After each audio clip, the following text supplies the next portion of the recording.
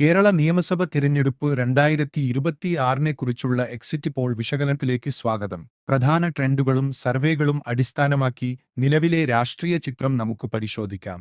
Social മീഡിയയിൽ കേരള തിരഞ്ഞെടുപ്പിനെ കുറിച്ചുള്ള ചർച്ചകൾ വളരെ സജീവവും വ്യാപകവുമാണ്. പൊതുവായി ഇത് കടുത്തതും അനിശ്ചിതത്വം നിറഞ്ഞതുമായ മത്സരമാണെന്നാണ് അഭിപ്രായം. പലരും അടുത്ത പോരാട്ടമോ തൂങ്ങിയ സഭയോ ഉണ്ടാകാമെന്ന് കരുതുന്നു.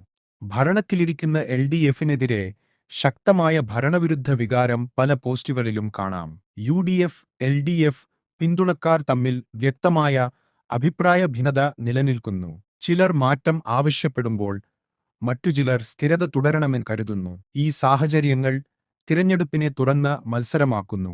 വിവിധ സർവേ ഏജൻസികളുടെ സീറ്റ് പ്രവചനങ്ങളിൽ ചെറിയ വ്യത്യാസങ്ങൾ കാണപ്പെടുന്നു. Matrize, poll tracker, NET, WO, RK18 തുടങ്ങിയവ വ്യത്യസ്ത കണക്കുകൾ നൽകുന്നു.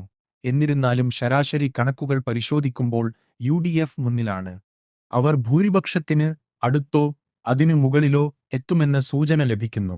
LDF പിന്നിലായാലും അവരുടെ ശക്തമായ സംഘടന അവരെ മത്സരത്തിൽ നിലനിർത്തുന്നു. NDAക്ക് കുറച്ച് സീറ്റുകൾ മാത്രമേ പ്രതീക്ഷിക്കപ്പെടുന്നുള്ളൂ. ഇതിലൂടെ ഒരു അടുത്ത പോരാട്ടത്തിന്റെ ചിത്രം വ്യക്തമാകുന്നു.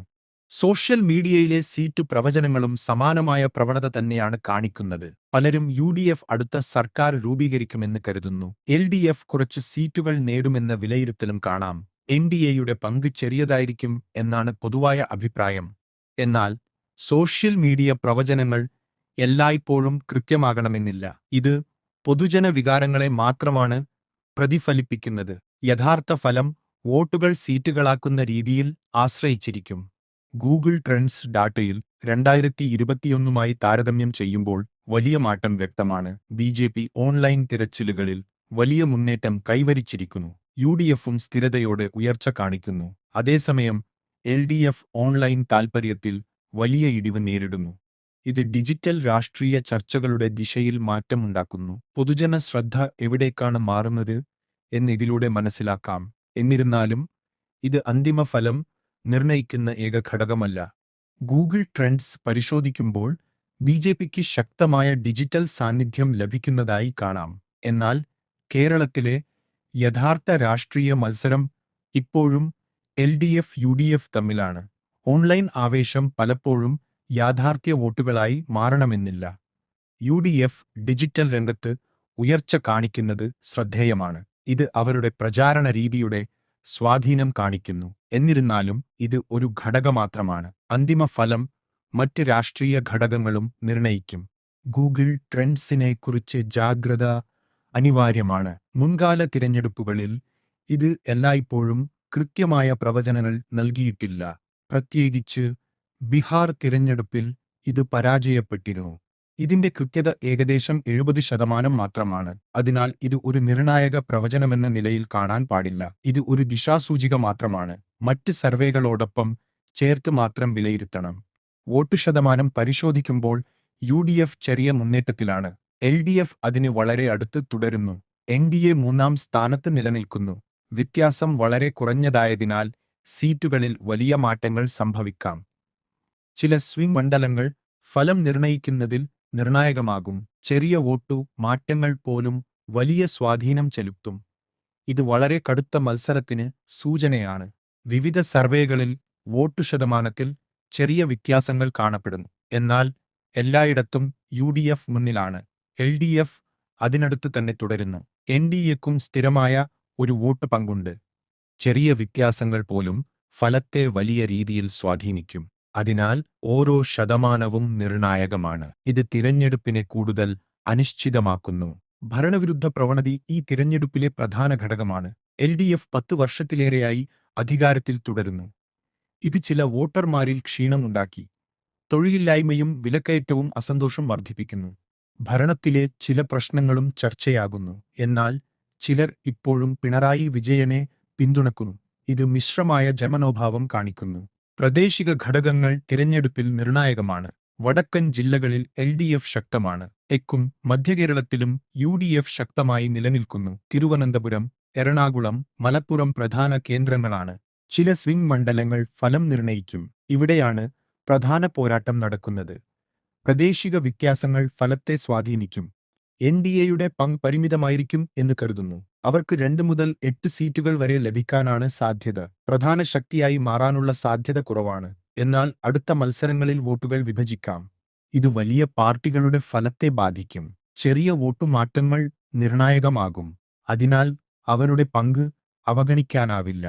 സർക്കാരിന്റെ പ്രകടനത്തെക്കുറിച്ചുള്ള അഭിപ്രായം മിശ്രമാണ്. ചിലർ പോസിറ്റീവായി വിലയിരുത്തുന്നു. എന്നാൽ കൂടുതൽ പേർ അസന്തോഷം പ്രകടിപ്പിക്കുന്നു. നെഗറ്റീവ് വിലയിരുത്തൽ കൂടുതലാണ്. ഇത് ഭരണവിരുദ്ധ പ്രവണതയെ ശക്തമാക്കുന്നു. ജനങ്ങൾ മാറ്റം ആലോചിക്കുന്നു. എന്നാൽ പിന്തുണ പൂർണ്ണമായി നഷ്ടപ്പെട്ടിട്ടില്ല. സമൂഹ അടിസ്ഥാനത്തിലുള്ള പ്രതികരണങ്ങൾ വ്യത്യസ്തമാണ്. ക്രിസ്ത്യൻ, ജനറൽ വിഭാഗങ്ങളിൽ അസന്തോഷം കൂടുതലാണ്. മുസ്ലിം വോട്ടർമാരിലും ചില അസന്തോഷം കാണാം. എസ്.സി. വിഭാഗത്തിലും മുതിർന്നവരിലും പിന്തുണ തുടരുന്നു. ഇത് സമതുലിതമായ ചിത്രം നൽകുന്നു. വിവിധ വിഭാഗങ്ങൾ വ്യത്യസ്ത നിലപാടുകൾ സ്വീകരിക്കുന്നു. ഇത് തിരഞ്ഞെടുപ്പിനെ കൂടുതൽ സങ്കീർണമാക്കുന്നു. മുഖ്യമന്ത്രി സ്ഥാനത്തിനുള്ള മുൻഗണനയിൽ വി.ഡി. സതീശനിലാണ്. പിണറായി വിജയനേക്കാൾ കൂടുതൽ പിന്തുണ ലഭിക്കുന്നു. ഇത് ഭരണവിരുദ്ധ പ്രവണതയുടെ സൂചനയാണ്. ജനങ്ങൾ പുതിയ നേതൃത്വത്തിന് തുറന്നിരിക്കുന്നു. എന്നാൽ വ്യത്യാസം വളരെ കുറവാണ്. മത്സരം ഇപ്പോഴും തുറന്നതാണ്. ഇത് നിർണായക ഘടകമാണ്. വോട്ടർമാരുടെ വിഭാഗങ്ങളിൽ പിന്തുണ മാറുന്നു. മുസ്ലിം, ക്രിസ്ത്യൻ വിഭാഗങ്ങൾ സതീശനെ പിന്തുണക്കുന്നു. യുവാക്കൾ പിണറായി വിജയനിൽ നിന്ന് മാറുന്നു. ഇത് മാറ്റത്തിന്റെ സൂചനയാണ്. എന്നാൽ മറ്റ് ഘടകങ്ങളും നിർണായകമാണ്. വോട്ടർമാർ പുതിയ സാധ്യതകൾ പരിശോധിക്കുന്നു. ഇത് തിരഞ്ഞെടുപ്പിനെ തുറന്നതാക്കുന്നു. ക്ഷേമവും അഴിമതിയും തമ്മിൽ വോട്ടർമാർ വിഭജിക്കപ്പെട്ടിരിക്കുന്നു. ചിലർ ക്ഷേമ പദ്ധതികളിൽ സന്തോഷം പ്രകടിപ്പിക്കുന്നു. മറ്റു ചിലർ അഴിമതി ആരോപണങ്ങൾ വിശ്വസിക്കുന്നു. ഇത് മിശ്ര അഭിപ്രായമാണ്. നേട്ടങ്ങളും ആശങ്കകളും ഒരുമിച്ച് നിലനിൽക്കുന്നു. ഇത് തീരുമാനത്തെ സങ്കീർണമാക്കുന്നു. ഈ ഘടകം ഫലത്തെ സ്വാധീനിക്കും. വോട്ടർമാരുടെ പ്രധാന പ്രശ്നങ്ങൾ സാമ്പത്തികമാണ്. തൊഴിലില്ലായ്മ പ്രധാന പ്രശ്നമാണ്. വിലക്കയറ്റവും വലിയ ആശങ്കയാണ്. മദ്യവും മയക്കുമരുന്നും ചർച്ചയാകുന്നു. വികസനത്തിന് കുറഞ്ഞ പ്രാധാന്യമുണ്ട്. ദിനചര്യ പ്രശ്നങ്ങളാണ് മുൻനിരയിൽ. ഇത് വോട്ടിംഗ് പ്രവണതയെ സ്വാധീനിക്കും. വിവിധ വോട്ടർ വിഭാഗങ്ങൾ നിർണായകമാണ്. മുസ്ലിം, ക്രിസ്ത്യൻ വിഭാഗങ്ങൾ യു.ഡി.എഫിലേക്ക് നീങ്ങുന്നു. എസ്.സി. വോട്ടർമാർ എൽ.ഡി.എഫിനൊപ്പം തുടരുന്നു. ഒ.ബി.സി. വിഭാഗം വിഭജിക്കപ്പെട്ടിരിക്കുന്നു. യുവാക്കൾ അസന്തുഷ്ടരാണ്. ഈ വിഭാഗങ്ങൾ ബലം നിർണയിക്കും. തിരഞ്ഞെടുപ്പ് കൂടുതൽ മത്സരപരമാകും. യു.ഡി.എഫിന് അനുകൂലമായ ഘടകങ്ങളുണ്ട്. ലോക്കൽ ബോഡി വിജയങ്ങൾ ആത്മവിശ്വാസം നൽകുന്നു. ഭരണവിരുദ്ധ പ്രവണത സഹായകരമാണ്. ന്യൂനപക്ഷ വോട്ടുകളുടെ ഏകീകരണം ശക്തിയാണ്. പ്രചാരണം ജോലി, സാമ്പത്തികം കേന്ദ്രീകരിച്ചാണ്. ഇത് വോട്ടർമാരെ സ്വാധീനിക്കുന്നു. എന്നാൽ വിജയം ഉറപ്പല്ല. യു.ഡി.എഫിന് വെല്ലുവിളികളുമുണ്ട്. വോട്ടുകൾ സീറ്റുകളാക്കുന്നത് ബുദ്ധിമുട്ടാണ്. എൽ.ഡി.എഫിന്റെ സംഘടന ശക്തമാണ്. സ്വിംഗ് മണ്ഡലങ്ങൾ നിർണായകമാണ്. ചെറിയ പിഴവുകൾ പോലും ഫലം മാറ്റും. തന്ത്രം കൃത്യമായിരിക്കണം. വിജയം എളുപ്പമല്ല. എൽ.ഡി.എഫിന് ശക്തമായ അടിത്തറ തുടരുന്നു. ചില പ്രദേശങ്ങളിൽ അവരുടെ സ്വാധീനം ശക്തമാണ്. പിണറായി വിജയന്റെ ആകർഷണം നിലനിൽക്കുന്നു. ക്ഷേമ പദ്ധതികൾക്ക് പിന്തുണ ലഭിക്കുന്നു. മികച്ച സംഘാടന ശേഷിയുണ്ട്. അവർ ശക്തമായ മത്സരാർത്ഥികളാണ്. മത്സരം സമതുലിതമാണ്. മൊത്തത്തിലുള്ള ചിത്രം യു.ഡി.എഫ് ചെറിയ മുന്നേറ്റം കാണിക്കുന്നു. വോട്ടിൽ സീറ്റുകളിലും അവർ മുന്നിലാണ്. എൽ.ഡി.എഫ് അടുത്താണ്. എൻ.ഡി.എക്ക് കുറച്ച് സ്വാധീനം മാത്രമാണ്. മത്സരം വളരെ അടുത്തതാണ്. ചെറിയ മാറ്റങ്ങൾ ഫലം മാറ്റാം. അന്തിമ ഫലം അനിശ്ചിതമാണ്. അന്തിമ വിലയിരുത്തലിൽ യു.ഡി.എഫ് മുന്നിലാണ്. ഭരണവിരുദ്ധ പ്രവണത സഹായകരമാണ്. എൽ.ഡി.എഫ് ശക്തമായ പിന്തുണ നിലനിർത്തുന്നു. ഫലം സ്വിംഗ് മണ്ഡലങ്ങളിൽ ആശ്രയിക്കും. മത്സരം വളരെ കടുത്തതാണ്. അവസാന നിമിഷം നിർണായകമാകും. പ്രവചനം ബുദ്ധിമുട്ടാണ്. എൻ.ഡി.എയുടെ പങ്ക് ചെറിയതാണെങ്കിലും പ്രധാനമാണ്. കുറച്ച് സീറ്റുകൾ പ്രതീക്ഷിക്കുന്നു. എന്നാൽ വോട്ടുകൾ വിഭജിക്കാൻ കഴിയും. ഇത് വലിയ പാർട്ടികളെ ബാധിക്കും. ചില മണ്ഡലങ്ങളിൽ നിർണായകമാകും. ചെറിയ മാറ്റങ്ങൾ വലിയ സ്വാധീനം ചെലുത്തും. അതിനാൽ അവരുടെ പങ്ക് പ്രധാനമാണ്. എക്സിറ്റ് പോൾ ഫലങ്ങൾ ഉടൻ പുറത്തുവരും. ഏറ്റവും പുതിയ അപ്ഡേറ്റുകൾക്കായി ഞങ്ങളെ പിന്തുടരുക. ഈ വിശകലനം നിങ്ങൾക്ക് ഉപകാരപ്പെട്ടെന്ന് പ്രതീക്ഷിക്കുന്നു. കൂടുതൽ വിവരങ്ങൾക്കായി സബ്സ്ക്രൈബ് ചെയ്യൂ. വീഡിയോ ഷെയർ ചെയ്യാനും മറക്കരുത്. നിങ്ങളുടെ അഭിപ്രായങ്ങൾ കമന്റ് ചെയ്യുക. നന്ദി.